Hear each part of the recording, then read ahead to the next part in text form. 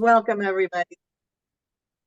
So glad that you could join us today. Let me introduce myself. I am Deanna Toledo. I am one of the coordinators of the Urban Waters Learning Network, which is the host for this session today. And I am joined by two of my colleagues, Jaleesa Gilmore.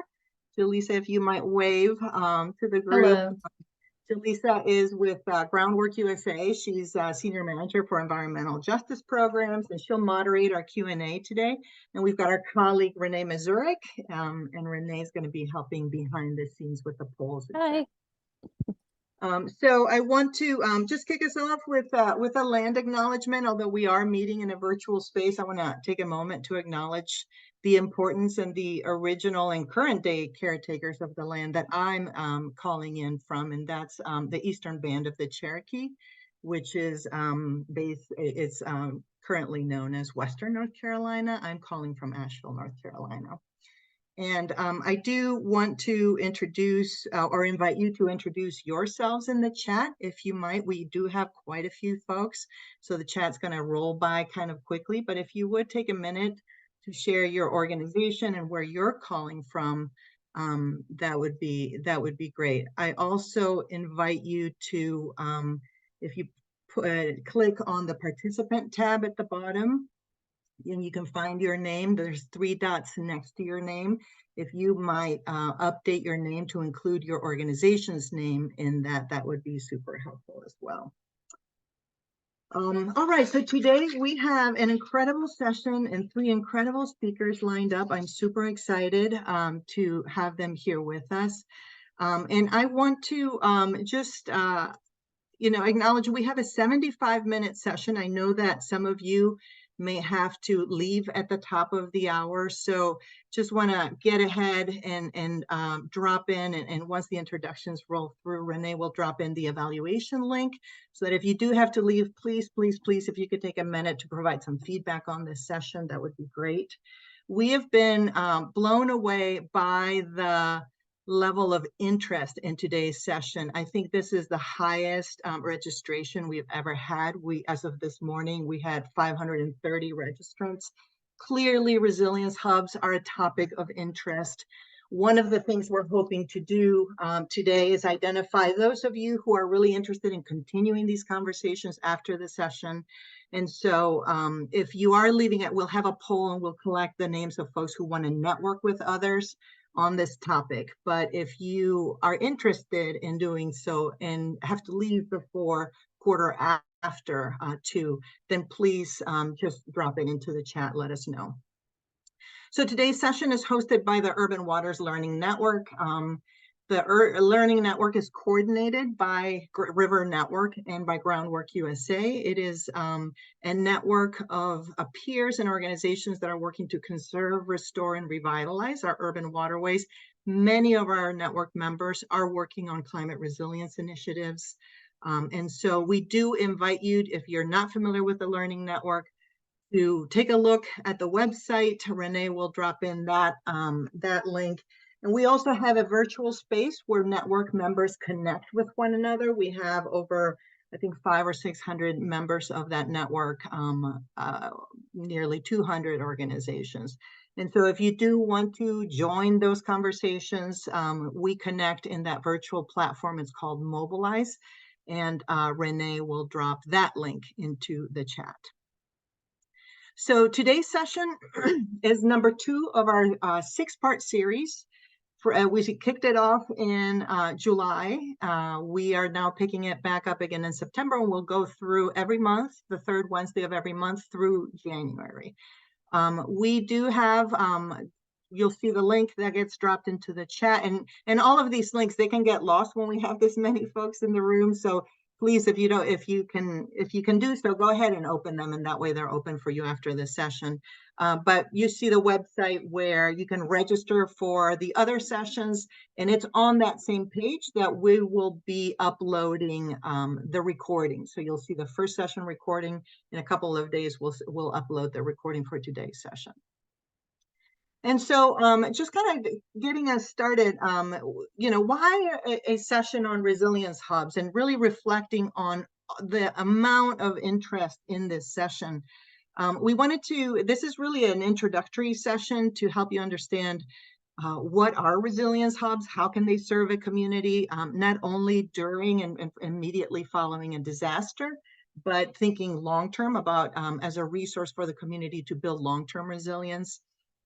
And so it's not a surprise that it's a huge interest, because most of our communities at this point, whether we're dealing with extreme heat, with wildfires, with floods, increasingly all of us live in a community that's threatened by climate disasters. And so questions come up as, in terms of how ready is our community to respond and to survive those events. So thinking about where can families go to when there's an extreme heat event if they don't have air conditioning, or if the power is out, to make sure their phones are charged, or to get immediate relief, food, water, cleaning supplies for following a flooding disaster. And how can we support residents in really preparing for the next one, right? The next event. So resilience hubs are emerging as a strategy for communities to meet some of these needs.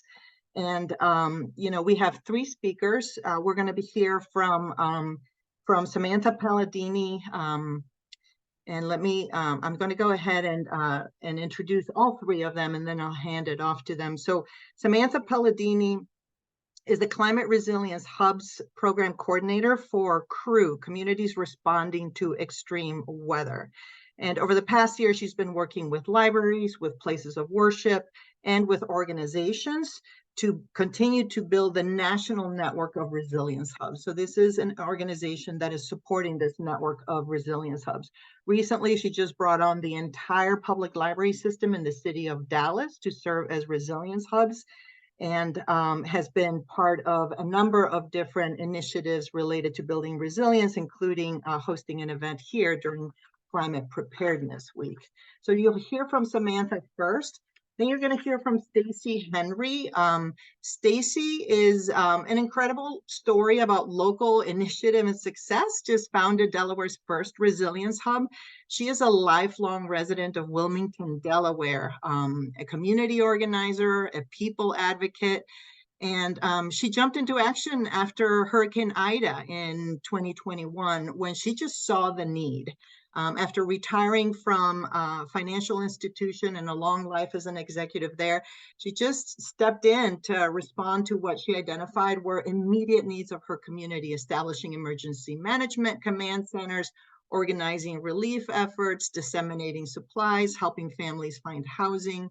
And so in essence, she was doing the work of a resilience hub, but immediately jumped into action. And now that has evolved as a resilience hub there in Delaware. She was just recognized as USA Today's Woman of the Year, a recognition for women that are making an impact in their communities. So you'll hear about that local story. And then we'll hear from Aubrey Germ. Aubrey is the Climate and Resilience Planner for the Office of Sustainability in Baltimore, and she oversees a range of hazard mitigation and climate adaptation and resilience initiatives, including a really incredible and inspiring network of resilience hub that has a very key role from the city in leading that effort. I don't know, I think there's like 12, 15, maybe even more, I don't know, resilience hubs. We'll hear from Aubrey about those.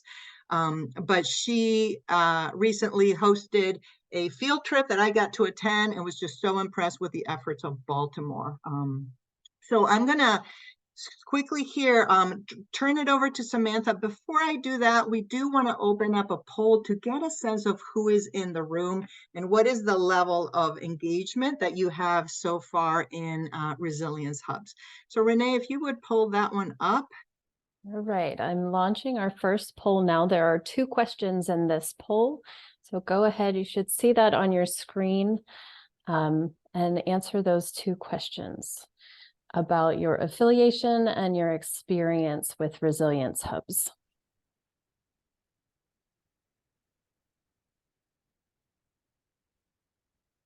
Right, we're almost at the halfway mark. If you're able, please go ahead and weigh in on the poll.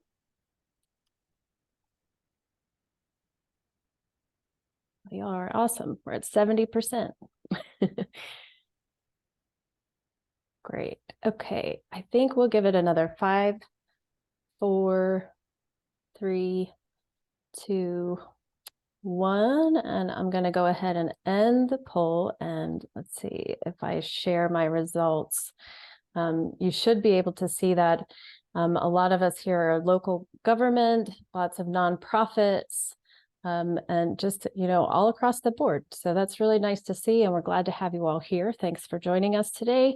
Your experience and interest with Resilience Hub, some and want to learn more. That's the overall more than 50%. So I think you're in the right place. All right, Deanna, I'll hand it back over to you.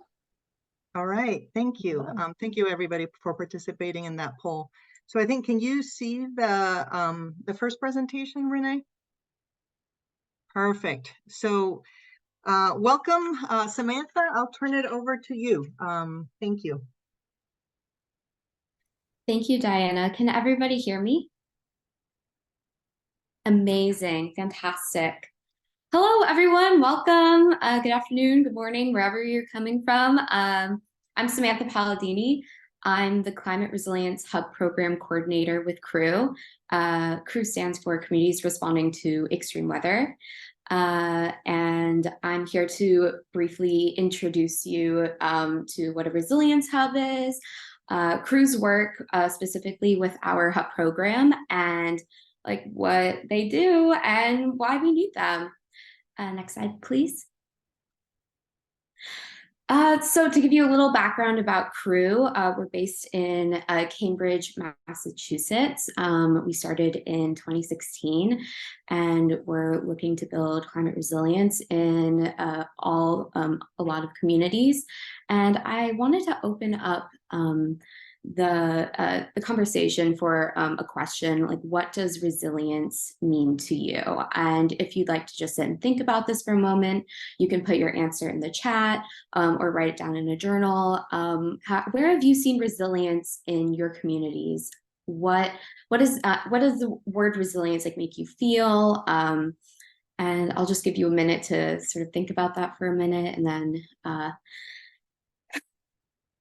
then we'll talk about what it means to CREW.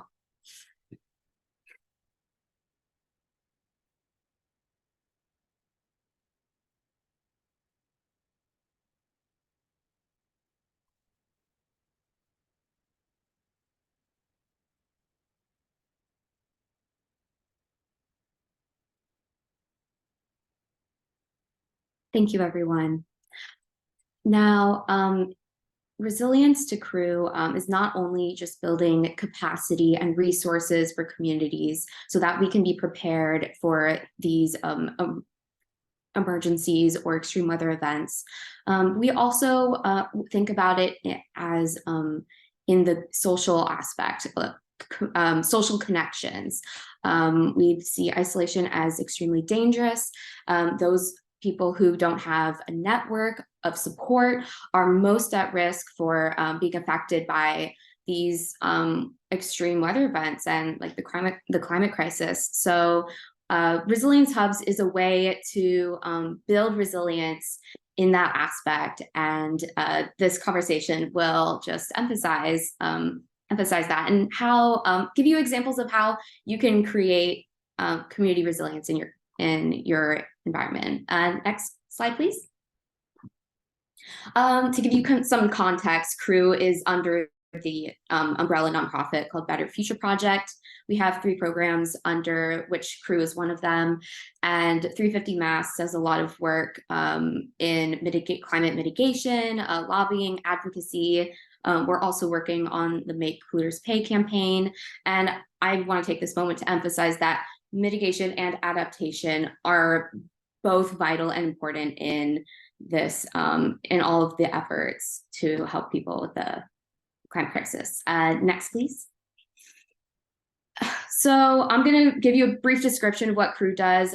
Keep in mind, all of our efforts are things like Resilience Hubs can do for their community, and to give you some examples of how we support our hubs. We hold educational events. We have one coming up next week, Climate Prep Week. So if you want to keep on the lookout for those events. It's really exciting. We hold an interfaith summit in the spring. And some services we provide. We team up with some organizations and do deep paving. I don't know if any of you have heard of these efforts. Deep paving is you get a party of people over to a private property and you just get some food and just break up the asphalt and create more green space. And it's fantastic. I highly recommend it. We also give out air conditioners and emergency preparedness kits, something also to think about. And then in regards to planning, I'll talk to you about our Resilience Hub program, but we also work with the Charles River Watershed Association in Boston, and they're working on a flood model. Next. Okay, so starting at the beginning, what is a climate resilience hub? There are a lot of definitions of these around and a lot of different programs out there. Keep in mind, we define it as community institutions that help residents prepare for and respond to extreme weather events. Now, these hubs we keep the requirements really minimal so that we can get people started. Accessibility is really important. And if you go to the next slide, please. We have over 134 climate resilience hubs all over the country. From this map, you can see a lot of them are libraries. Libraries are so prepared to take on climate resilience. They have engagement and event planning already incorporated into their efforts. They're open to the public for a certain amount of time, and provide heating and cooling. Great opportunity to expand on what they already do. But a resilience hub can look like all sorts of things. Like you can have a place of worship, a community center. It can be a garden, like a nature center. We have. If you go to the next slide, we'll give you a couple of examples. So these are some of our resilience hubs. We have a housing center, the Dallas Public Library System, a community garden and educational center. They grow food for their community and invite people to learn more about sustainability so I think what I'm saying is a resilience hub can look like all sorts of things. You can, as long as there's at least a public space or building, like physical building, for there to be room to have engagement and provide shelter for the community. And next slide, please. So what does it take to be a resilience hub? Again, there's a variety of programs out there. There are a lot of them. Some of them require that it must be located in environmental justice communities. Sometimes there's an application process, all of which are valid. For Crew specifically, we keep the requirements very minimal so that places can just get started. We want people to start talking about resilience hubs, and no financial pressure in that sense. But for us personally, we provide a decal so people know, oh, this is a place I can get information. Make climate preparedness information available. We'll show you a couple of our brochures later on, and host at least one event each year related to climate preparedness. But beyond that, it's really up to you what you'd like to do. And next slide, please.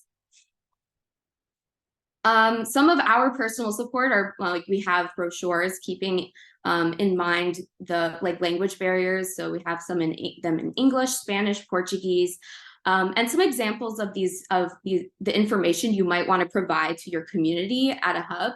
It really varies. You might want to give them information on earthquakes or heat waves or winter storms, depending on what climate you're living in. We also have information on preparing emergency prep kits and mental health and how to reach out to your neighbors, and just supporting the community in that aspect.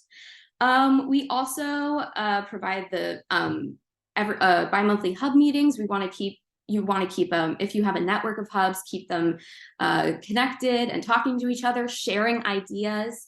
We also have hub advisors, which is a great opportunity to connect people who might be new to resilience hubs to other organizations that might already have experience doing this work, and they can, help advise your community and what they can do to be a hub. And beyond that, just keeping the connections like newsletter and Facebook group is really important. Next, please. So there's a lot of different types of hubs out there.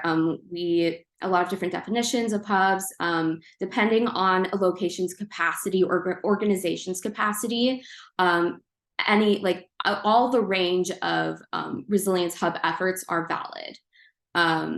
These are how we classify our groups. Currently, all of our hubs are engagement centers. So we ask for them to interact with their community, provide educational resources, and do outreach. So people know this is, I think the most difficult thing that we deal with is that people don't know these libraries are cooling centers, or people don't know where to go if they don't have that support system. A little more you can do if you've got more resources. Being a relief station, it's really important to have like an independent power source so that if there's a brownout or a blackout, you can provide heating or cooling to organizations. And you also want to collect a list of local resources so that when your organization closes, you're not just leaving people out on the street. You can give them places to go. And I think the overall dream that would be just so incredible is that if we had emergency shelters available to everyone. It is putting a lot on people's plates. We're asking organizations doing so much to do more, but again, these are opportunities to support the people most in need. And whether if a place is already situated with a kitchen and independent power source and overnight space, that could be an incredible opportunity to help people. And by this time, we would hope that people have connected with their emergency managers, which I'll expand on a little more later. Next slide, please. So what more can you do as a hub? There's always more to do, but here's some examples of what our hubs are doing. We've got green teams, collections of people who meet up to talk about what events they are doing in the future, what their goals are for the future. Here we ask them to contact their local emergency manager, and this could be a firefighter. They can be a police officer or a sheriff in your area. You can look them up online. It's really important to just contact them and be like, hey, hello, we're providing these resources. What do you need help with? And then also ask them what their plans are when there's an emergency. How are you going to support our community? So there's a mutual relationship you can create there, and it'll be so beneficial to just start connecting with them. And you can look them up online. There's a different one for each area. Having a social worker is actually a really great resource for your community. They can help people with some of these local resources I have on the bottom, with housing, food benefits, mental health. It's really important to not only think about how people will be in crisis after an emergency physically, but also mentally. Next slide, please. Lastly, I'm going to conclude with why we need climate resilience hubs. Everyone's going to be impacted by these increasing extreme weather events. There's more, the heat waves are going to be hotter. There's more, hurricanes and earthquakes. And I think the goal right now is how do we discuss these issues without having this doomsday mentality? How can we educate ourselves? How can we figure out solutions and problem solve with a mentality of hope. And how do we support each other? And especially I want to emphasize supporting environmental justice communities, those who are the most impacted by the rising risk of extreme weather. And this is the BIPOC community, low income, people with disabilities, people with language barriers, etc. We're doing this. We want to keep, because we want to keep everyone safe, and everyone has a right to happiness and safety. And in conclusion, yeah, we got to look out for each other, and climate resilience hubs is a fantastic way to do so. Next slide, please. Thank you so much. And if you have any questions, I think we'll be doing some questions at the end. Yeah, visit us at climatecrew.org. If you'd like to learn more about our efforts. Thank you so much, Samantha. Please keep those questions coming into the chat. We'll come back to them here as we get to the Q&A.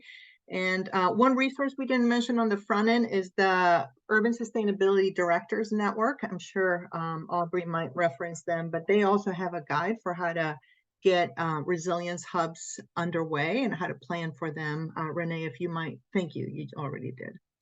All right, so our second speaker is Stacy Henry, the founder of Delaware's first resilience hub. Stacy, I think you're here. You wanna join our group? There you are. There's so many folks here. Stacy, I do not have your slides, so I'm wondering if you might be able to share them yourselves. I don't know if you've seen my messages coming in. You're on mute, I think.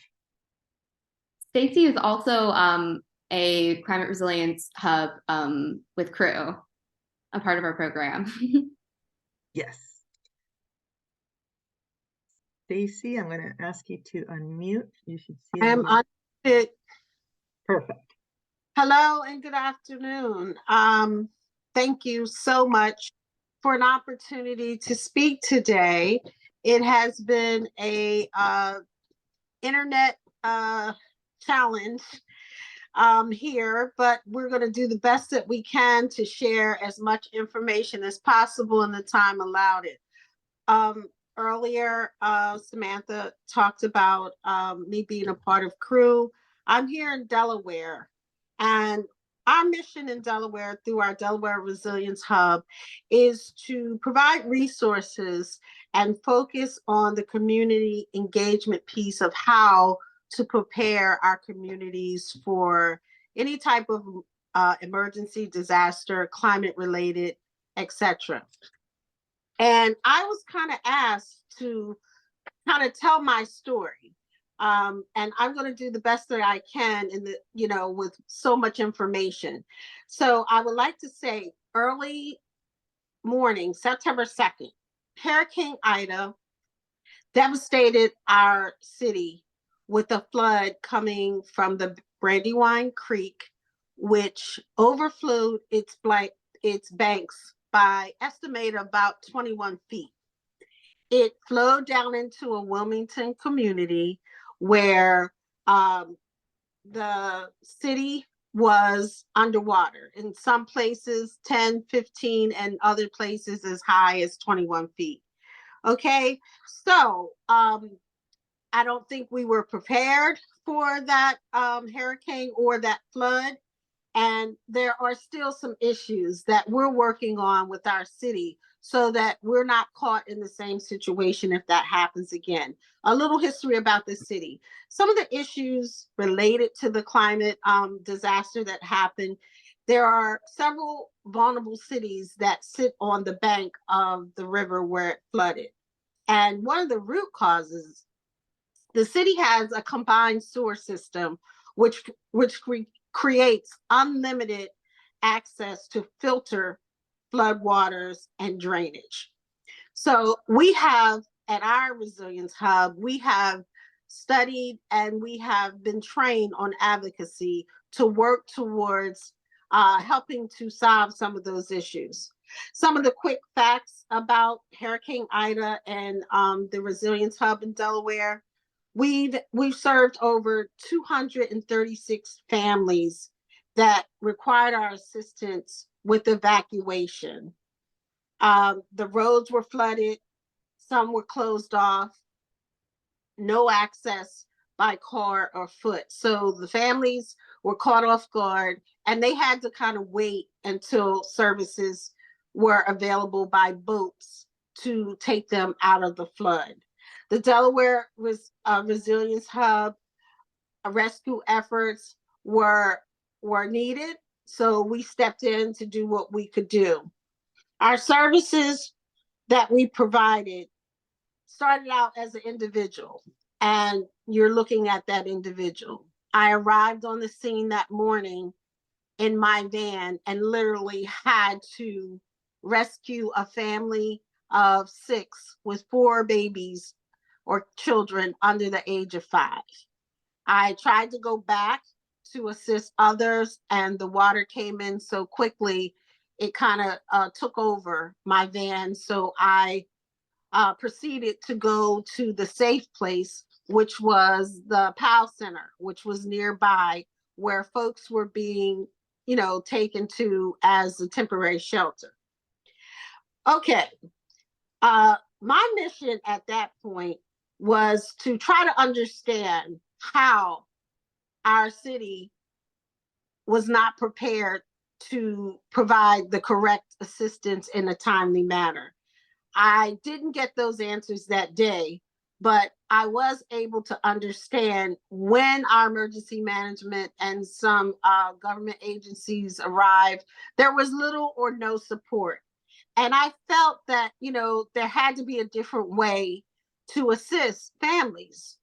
So I started with a shed where I had water, food, clothing, and other immediate needs for the families, like diapers, baby food bottles, and things of that nature. Once this information hit the press the very next day, there were so many phone calls and people searching for me to help, to assist, because again, the families were kind of just left to fend for themselves. Some of them slept in their cars that night. Some of them slept out on the street because there was no organized operation to support them. So I developed something called an emergency management system where I collected numbers and names, and I communicated with all the residents through this command center, privately or in a group, to find out where they were, to encourage them to come to a place where we could better assist them.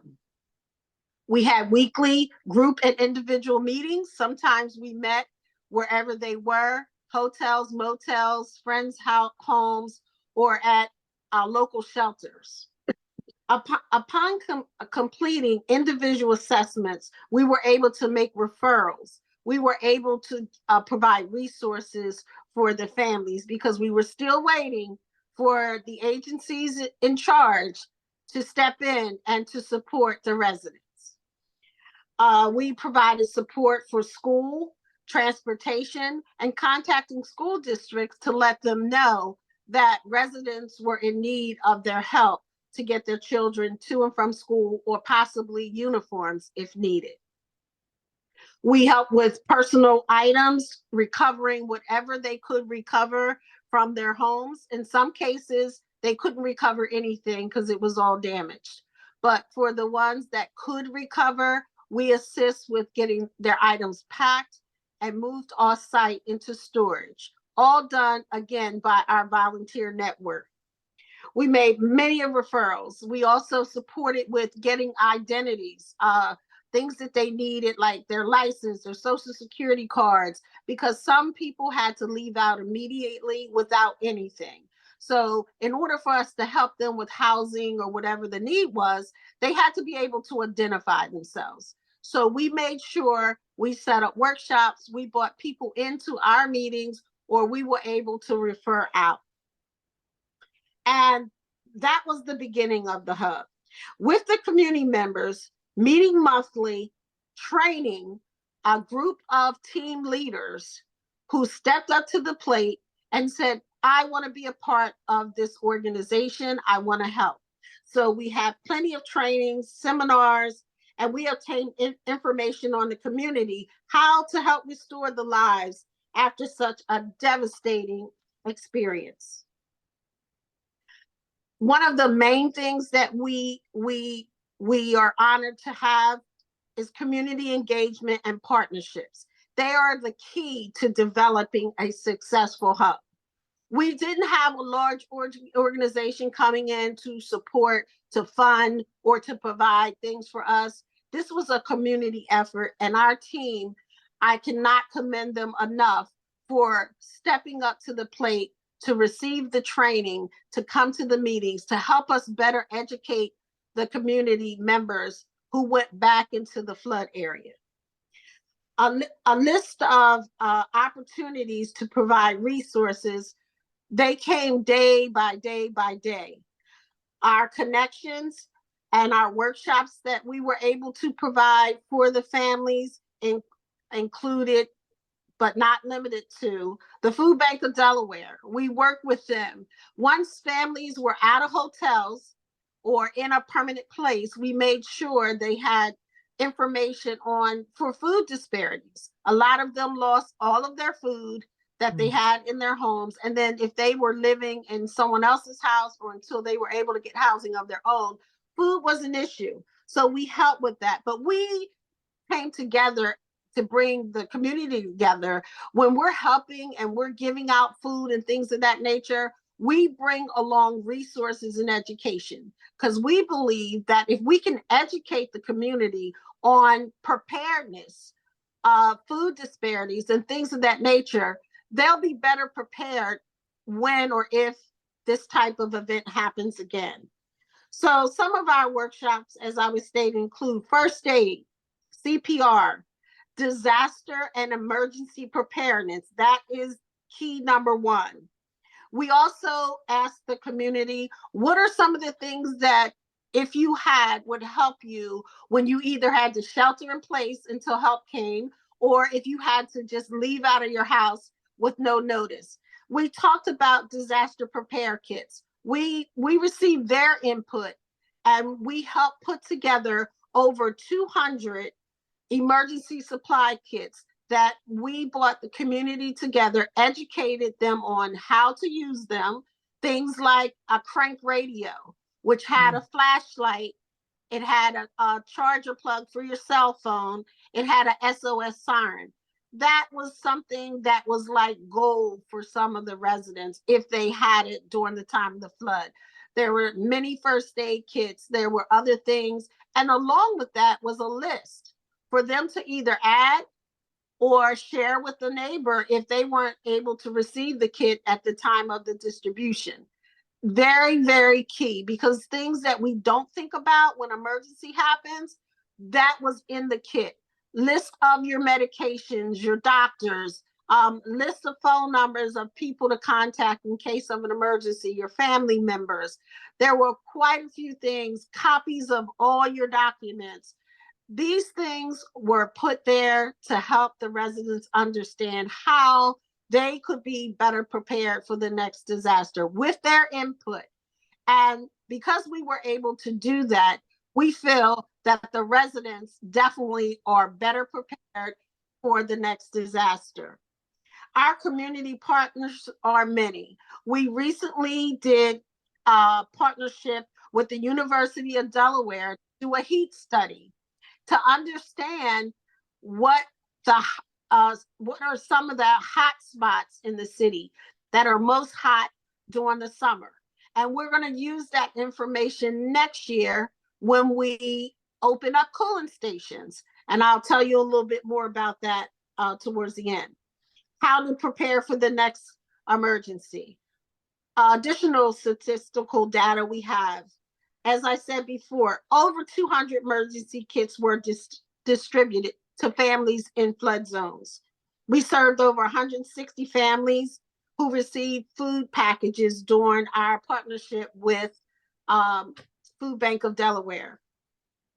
We have community engagement hours from the very beginning to our most recent event, over 400 hours of community engagement, whether that was walking through the community, having community conversations, or bringing them together at our hub to educate them on preparedness.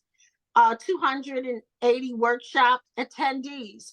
We do collect data on the residents that attend our workshops, over 280. And from day one to recently, when the residents were displaced during Hurricane Ida, they didn't have food. They didn't have anyone to serve them food. So I started a food brigade where every day they received a home cooked hot meal at their place, their hotel, wherever they were staying. And that was one of the things when I first met with them after the flood. I said, if there was one thing I could do for you, what would that be? And over 90% of them said, we're hungry. We haven't had anything to eat for 2 days. Could you help us? So I made it my business and a promise to them. As long as they were displaced without food, I will make sure they had a hot served meal. I didn't do all the cooking alone. I did have some partners that came in to help me later through that process. Another first for our state, and that's why we're called Delaware's first resilience hub. We started cooling stations this summer. We realized there are people that may have been with Ida still trying to get back on their feet, or there's some people just walking through communities when it's extremely hot. No food, no clothes, nowhere to go to cool off. So we partnered with a church and some other organizations, and we were able to open cooling stations. They come in during the hottest point of the day at a heat wave when the heat index was 95 or greater. We opened for an average of 5 hours during the heat wave for that day. We were able to provide food, a nice lunch, snacks, and plenty of cold water. You could eat and drink as much as you want, and you could stay as long as you want. And that was so rewarding for the community. We did finally get our city on board with that, and they start to help advertise for us.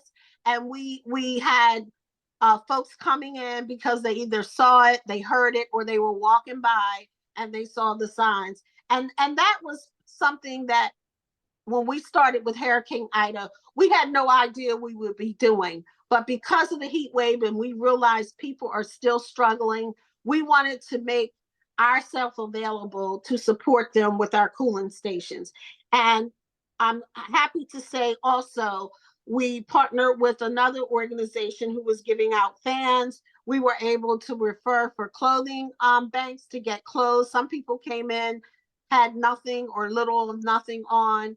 And we also made referrals for people whose electric and power had been turned off. So it was too hot for them to stay in their homes, and they were just kind of wandering around. And we were able to get the assistance that they needed through a referral to get their electric turned back on.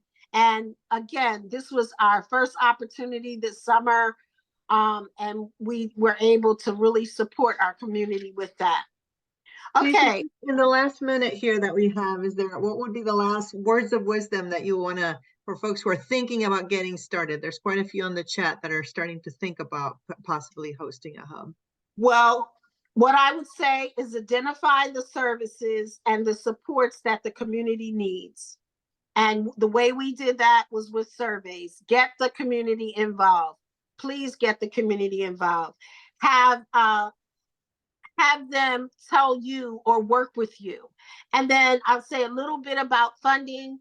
We started out 100% funding was through in-kind and private donations and partners. Now that our hub has been broadcast locally and nationally, we are receiving support through different grants and opportunities. Get your city government involved as well. It may not be as easy as you think, but if you start a hub and you're doing the work for the community, eventually they will support or get involved with you. And as I stated before, we're 100% volunteers, And the last thing I would say is, because of the need for hubs across states, we have been chosen to work with our FEMA and our Delaware Emergency Management to get certified as professional community emergency resource team. And we're super excited about that. That day-and-a-half training will take us to the next level for our Resilience Hub. Thank you so much. And we can't wait for our next event or workshop. And stay tuned because we have a lot coming forward. Thank you so much, Stacy. You know, there's that quote of never doubt that a single person can make a difference, whatever that quote is. I think Miss Stacy Henry is a perfect illustration of that. And we will be posting information for all of our speakers so you can connect with them as well following the session. But let me turn my attention then, or your attention, to Aubrey Germ. Obviously, sometimes it takes an individual community member, and other times in other places, the city is right there. City government is right there on board from the beginning. And this is the example of what's happening in Baltimore. So with that, Aubrey, I'll turn it to you. Thank you so much. Diana, are you able to share the slides that I sent? Oh, yes. Sorry. Go ahead and start. I'll pull them up. I didn't realize you wanted me to do the sharing. Oh, all good. Well, hello, everybody. As Diana mentioned, I'm Aubrey. Really excited to be here with the city of Baltimore. Been here a little over 5 years now, and working on the Community Resiliency Hub program in Baltimore has been one of the biggest challenges, but also greatest pursuits of my time here. It's been just really wonderful getting to work alongside amazing community leaders, similar to Stacy here in Baltimore, to really build out our Community Resiliency Hub program, which, as Diana mentioned, is a network of nonprofits across Baltimore. So we are working with community-based organizations that are already embedded in their communities and their neighborhoods to build out their capacity to continue serving and providing essential services before, during, and after emergencies, particularly focused on climate emergencies. So here on the, thank you so much, Diana. Here on the title slide, you can kind of see some snapshots of what our Resiliency Hub partners look like. You can see some familiar shapes that look like churches and some other. We have an old firehouse that a community nonprofit is now running out of. An old school building, things like that. So they kind of, as Samantha had mentioned, they look and feel all different, but we are, at the core in Baltimore, they're all nonprofits that are already doing community-facing work day to day and working with some of the most at-risk, vulnerable residents in the city. Next slide, please. So to share a little bit about the foundation for this work in Baltimore. So our Resiliency Hub program has been around since around 2015.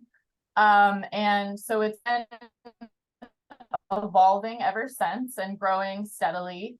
The foundation, I saw some comments in the chat about FEMA funding. This is a great opportunity to open up that door and to make sure that it's there if and when needed, if you're trying to start a Resiliency Hub program. And so as mentioned, like, I'm on the city side of things, so I work for Baltimore City. I'm in the sustainability office. We handle a lot of planning efforts, which actually the sustainability office is part of the planning department. So we handle a lot of planning efforts. And so we have, for example, the city's climate action plan under our purview, the hazard mitigation plan, community agriculture plan, some things like, and the city's overarching sustainability plan. So from a city point of view, making sure that resiliency hubs and kind of the different components of a resiliency hub are embedded as actions and strategic priorities in these plans is a really strong foundation for being able to carry out this work and align funding for it. So in our hazard mitigation plan, we have some examples here that I've listed of some language that we've included over the years to increase the number of resiliency hubs, develop training and guidance, for resiliency hubs, initiate stronger community resiliency planning and outreach, things like that. And then there's also a number of actions, both in our climate action plan and in this plan around backup power, solar and battery, things like that, that are really critical to emergency preparedness. Next slide.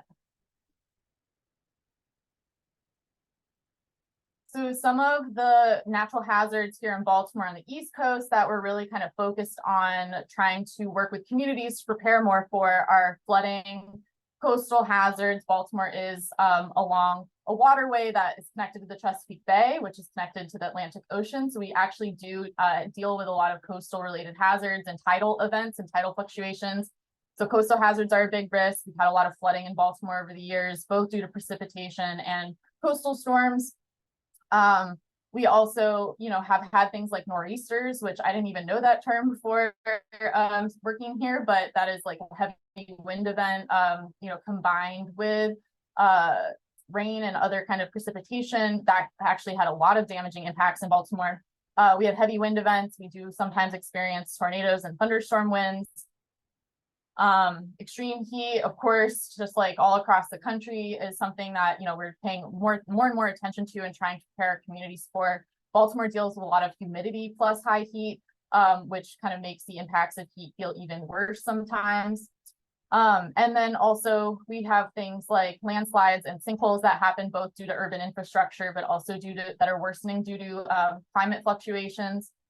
And so these are just a few kind of natural hazards that we're really focusing on. But at the same time, we just experienced a pandemic, which was a public health crisis, for a number of years. And I'll talk more about it in a bit, but the Resiliency Hub program proved itself over and over throughout the pandemic as a key partnership and strategy for getting communities the resources that they needed.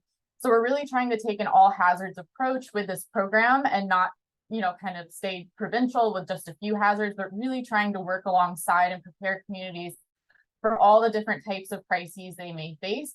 And what feels like crisis events to them might not be kind of on the city's radar necessarily. So making sure that we're really attuned to what communities see and feel as crisis events, so that they can be prepared for all the things that they're facing. Next slide.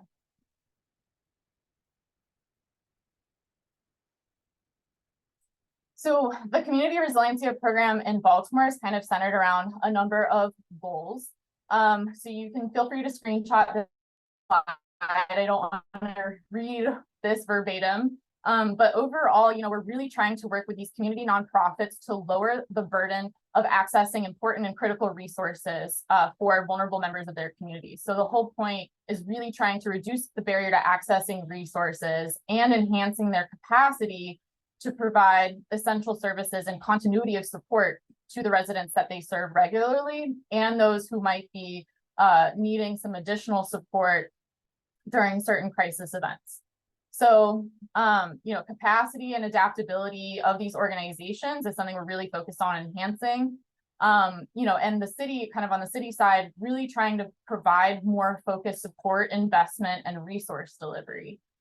So for example, I maintain monthly meetings with all of the nonprofit partners in the program and really try to learn and hear from them on what's going on in their communities and what they're hearing, seeing, feeling, and using, kind of the program as an important way to elevate community concerns to the city, to myself. And then I kind of am that person on the inside of city government who advocates strongly for their needs. And I kind of know the people in the other city agencies that are more adaptive and responsive as well to try to, really get the focused support and resources that communities are asking for, not what the city just thinks they need. So really, that kind of third bullet there, this program helps the city respond more effectively to communities' evolving needs during different hazard events and also before different hazard events happen. Really at the core is building that trust, building rapport and relationship before something big happens. So to Stacy's point about how much work she had to do to try to start, after kind of an event happened to really hit the ground running and build something from scratch, it takes so much effort. And so to try to get more on the proactive side of things, on the city side, we are trying to build these relationships, build these connections, build this trust in advance of things happening so that it's already, these networks already exist and the community feels like they know who they can call, who they know who to get in touch with, and they know that they will be heard and listened to. And kind of on, what a resiliency hub can do. They both can serve as a safe space for displaced residents or others to gather, but they can also become a resource distribution center, which is actually something that came to fruition a lot in the pandemic for all the different kind of distributional needs, such as PPE, COVID testing and vaccination resources, and emergency food. So the Resiliency Hub partners were incredible at getting resources out to those who needed them in a very quick, effective, and efficient way, especially because they already have their own messaging networks that's set up. So some of the churches and organizations that are partners have their own texting groups or their own Facebook pages, or their own just ways of getting the word out very quickly to residents. And this is something that the city does not have and is not good at necessarily. So being able to have work with resiliency hubs to amplify messaging and to amplify getting the word out about resource distribution is also really critical. At the same time as they can serve as a safe space for gathering and kind of information and all of that, and education. And as I mentioned, pathway for elevating community concerns. I get calls very often from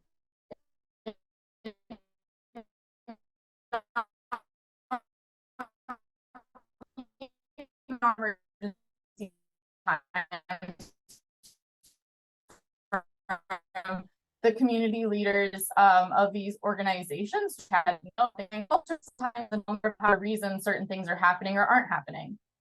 So I really try to take on that advocacy role, and sometimes doesn't exist in local government.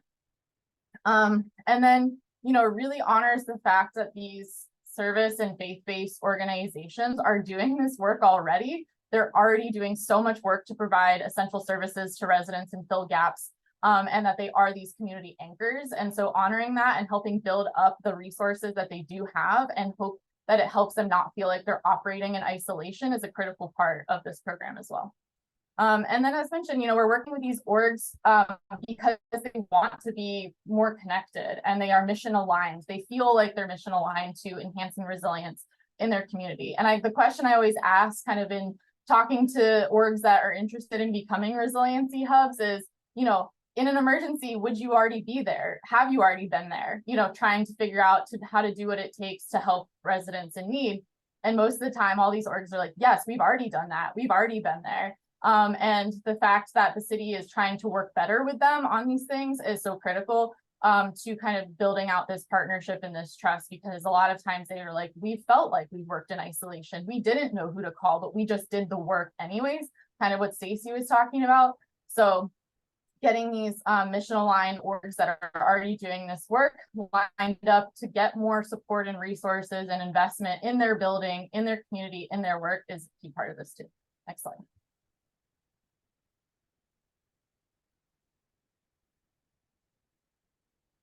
Did that not advance? So I kind of already mentioned this, but this is just a quick profile of what the hub partners are like, just as nonprofits. Oh, can you go back one slide?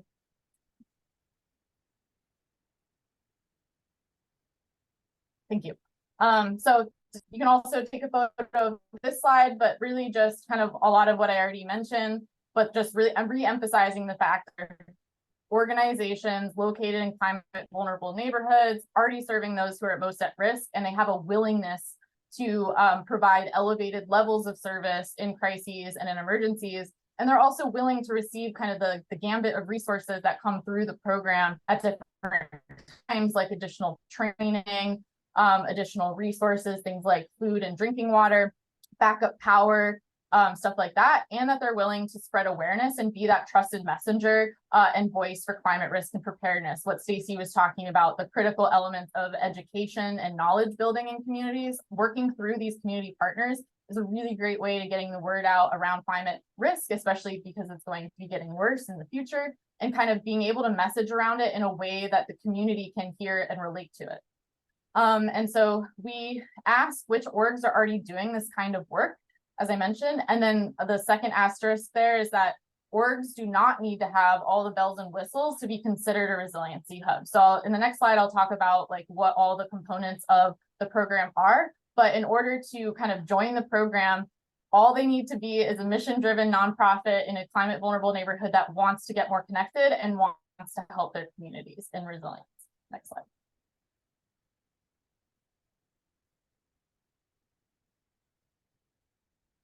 So the various components of the program, you've already kind of heard a lot of what components kind of make up different resiliency hubs, but this is kind of the holistic kind of opportunities that the resiliency hub program in Baltimore aims to provide over time. So it's not like an org joins and they get all the things all at once. It's really an over time thing, mostly because we don't have one big funding pool to support building out, all the components of a resiliency hub immediately. It takes time both to build the trust and then to align the funding, to align the resources, to outfit the resiliency hubs with the things that they want and need. And so overall, we've received a lot of different, I saw there was a lot of kind of grant funding and funding conversation happening in the chat. So I'm happy to talk more about this, but I don't want to take too much time. But in general, we've had local philanthropy funds really kind of serve as seed funding for the program. And then over time, for the more expensive things like solar and battery and energy efficiency upgrades, we go after state grants, as well as just recently went after a really large $7 million FEMA grant, not through the BRIC program, but through HMGP, the Hazard Mitigation Grant Program in the state of Maryland.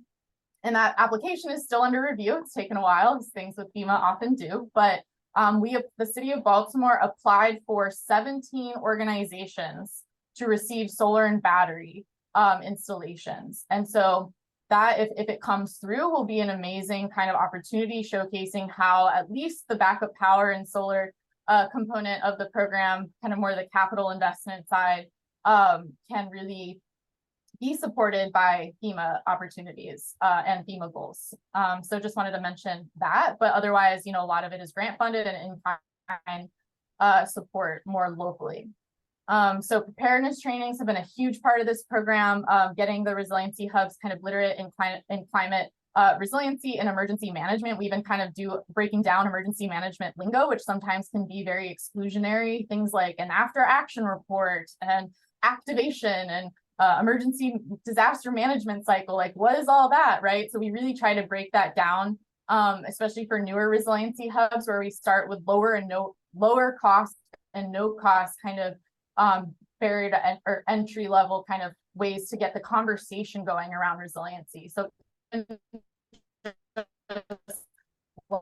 language and around climate change is often exclusionary. So just really trying to, open up the door to having conversations, to talking about things like extreme heat season or code red, right? Like that's a word that a lot of people don't even know what that means. And ways that they can help and ways that they want to be able to help, for example. So all sorts of kind of trainings and conversations are really essential piece to this program.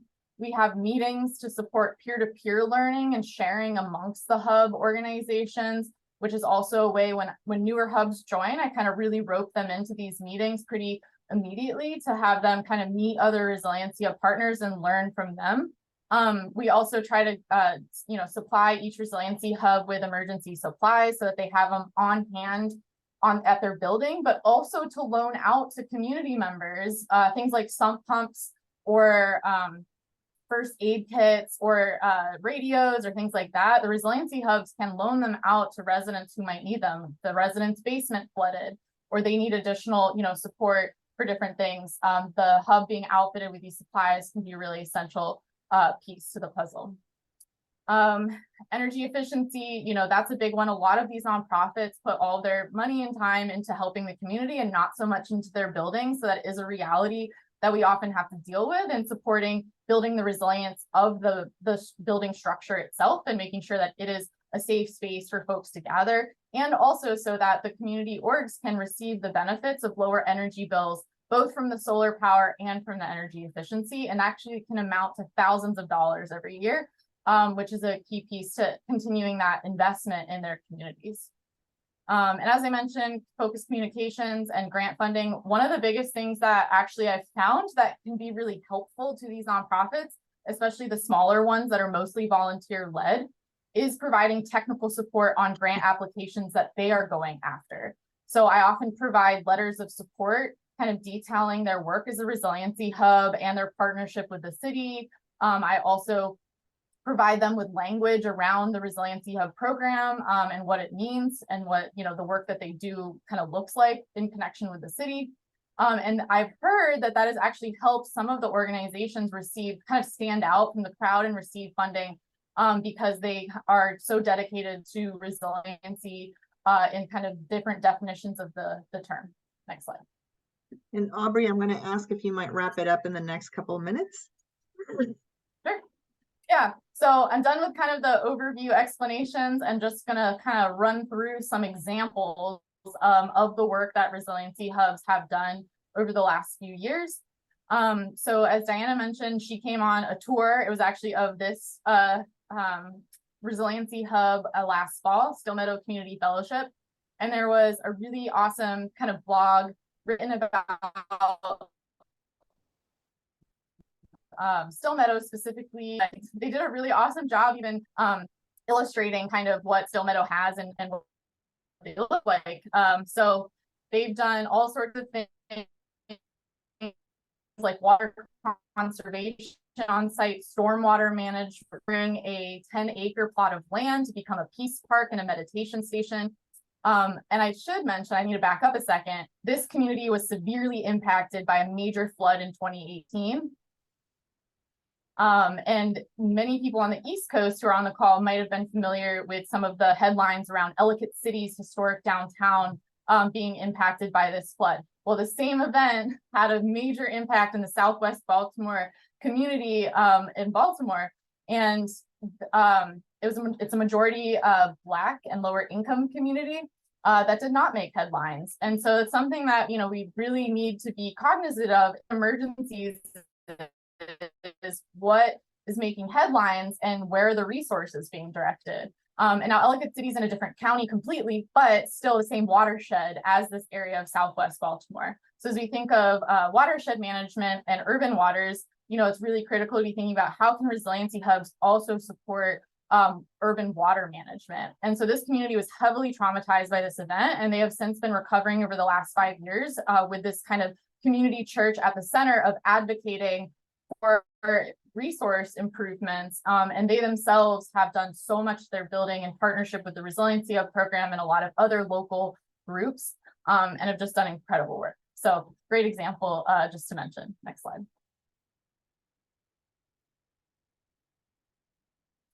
So key city partners are here. I won't run through them all, but you know, it's really, we're trying to facilitate two-way relationships between the city and these organizations. And here are the kind of main city agencies that are partnered in this, with the Sustainability Office being the main facilitator of the program. But also we have some amazing energy folks that are supporting the kind of more expensive and more technical components of the program. And you can see them there listed at the bottom. Next slide.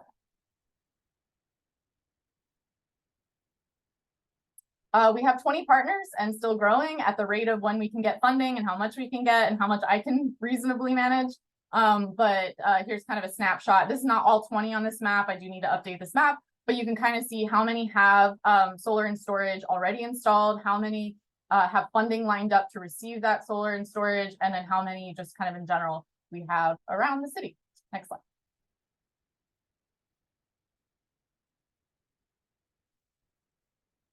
So one of the ways that we kind of are honing in on certain neighborhoods that could really benefit from resiliency hubs is by doing vulnerability mapping.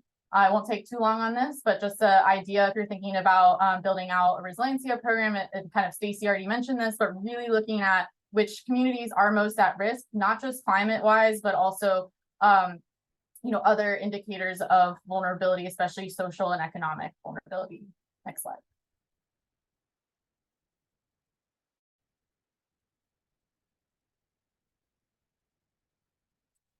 Quick snapshot of some of the work that was done in the pandemic. The resiliency hubs were very quick to mobilize when things were really kind of crazy at the beginning and uncertain, to be in contact with me and let me know what they were seeing and hearing in their community. And I was able to relay that to the city agencies, especially the health department and the Office of Emergency Management, who were directing resources to get the resiliency hub partners roped in as quickly as possible.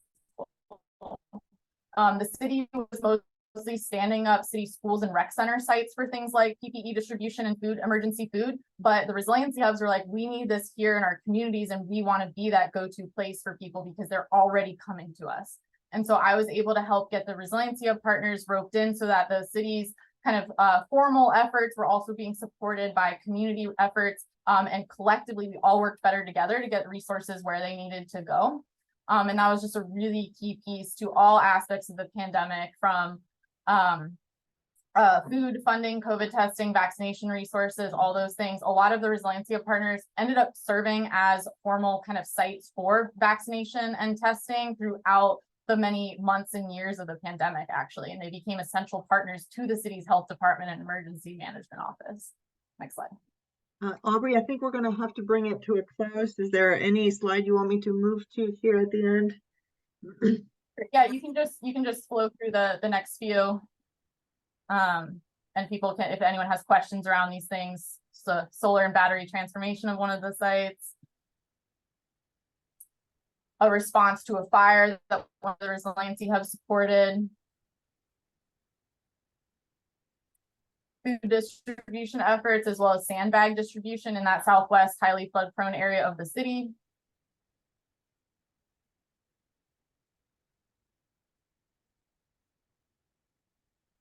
And an asset mapping workshop that we led with the resiliency of partners to better identify opportunities for connection in their local neighborhoods, as well as some scenario training, tabletop exercise training. And we've also recently done emergency operations plan training for each of the hubs to build out their own emergency ops plan in a way that is accessible, not too technical, and really just breaks down, some key components of kind of what Stacy was talking about, having contact information, having all the kind of steps you might take in an emergency to support your community. And I think that's it. Yep. Thank you so much. It's really great to be able to share all that Baltimore is doing. Oh my goodness, that was incredible. Thank you.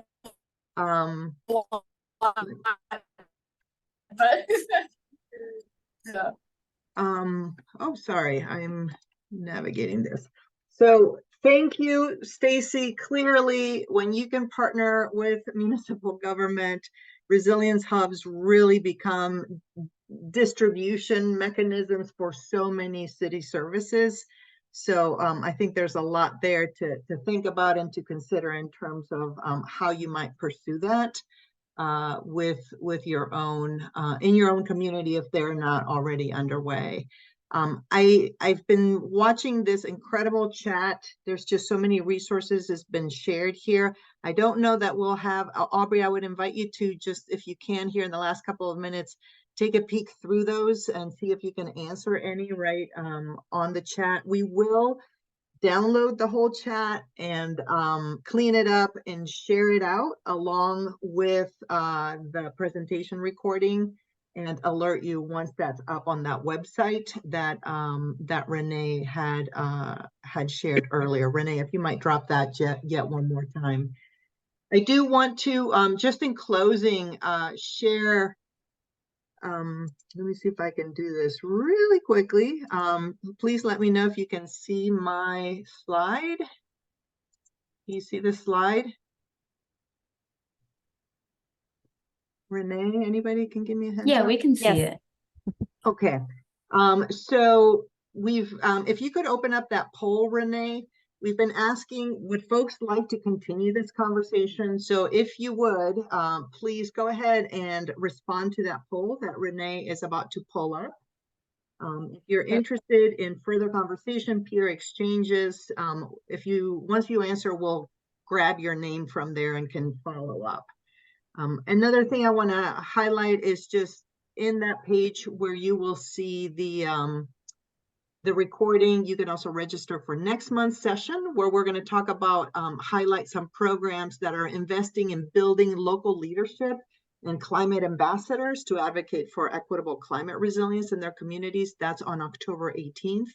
And finally, there's a lot of conversation about funding. There's no way we can get to the whole funding piece, but one in particular, some have been mentioned, FEMA's BRIC program, HGMA, as Aubrey was mentioning, but one that I want to alert you to is EPA's community change grants. This is, I think, There's like $200 million that are going to be opened up the application this fall. If you can join River Network's Mobilized group or the Urban Waters Mobilized group, we'll give everybody a heads up once those grants open up. But they are precisely looking at strategies like resilience hubs as a strategy for building community resilience. It will be open for 12 months on a rolling basis. These are not small awards. They're looking to make rather large awards. And one of the requirements is that it's going to be a community organization with a partner, whether it's another community-based organization or their local government. We anticipate that although it's on a rolling basis, the money there's going to be a lot of demand for these funds, and it may not last the whole 12 months. So we just are encouraging folks, if you're interested in building a resilience hub, start talking to partners now, city and other community organizations, so that you can have some ideas flushed along when this opportunity opens up, which will be this fall, is what they're saying, this autumn, and we'll let you know when that is. So I think that is it. Do you want to share the results on, or we can say there's Sure, a lot. I can. There's a lot of interest in this is basically it. So thanks for that. And we'll pull the contact information out of the chat. We won't share your contact information whenever we share out the chat too. So I saw that comment in there and just want to address that directly. But thanks so much for providing your feedback. All right. Well, with that, I think we are just a couple minutes late. I want to appreciate all 96 of you who hung with us. We'll follow up with a recording. We appreciate the interest. Clearly, this is something that folks are really, interested in pursuing. And I just want to especially thank Samantha, Stacy, and Aubrey, who are doing incredible work on resilience hubs. Thank you for sharing what you're doing. Thank you for the work you're doing in your own community. And we look forward to keeping you engaged in these conversations. So thank you to our presenters in particular, and to all of you for being here. Thank you. Have a great afternoon, everybody. Bye. Bye-bye. Bye. Thank you.